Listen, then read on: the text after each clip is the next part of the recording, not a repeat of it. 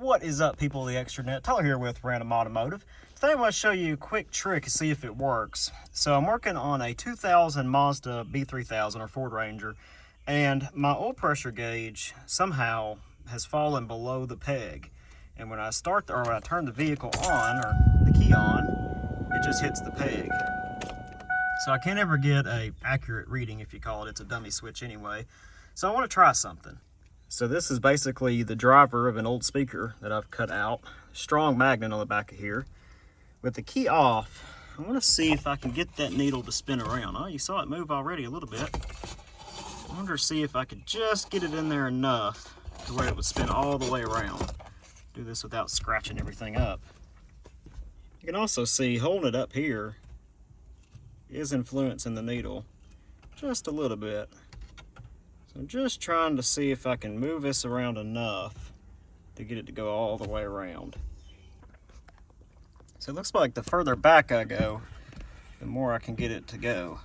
See, it's kind of in a resting position there. I put it up top here, kind of goes down, I go further back. So with that magnet, it's as far as I got to manage to get it. So I'm gonna try a different magnet, see if I can bring it even closer. Oh, we're so close.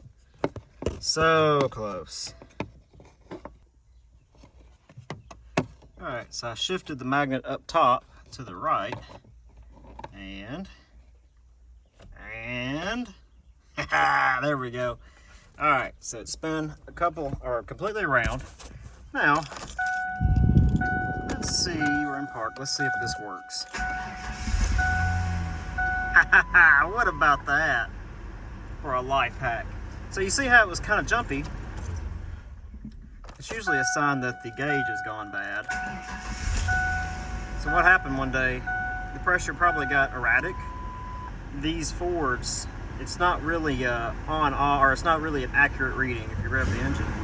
There's no, variance there. It's either you got pressure or you don't. So anyway, basically it probably got erratic one day and it just slipped past the needle.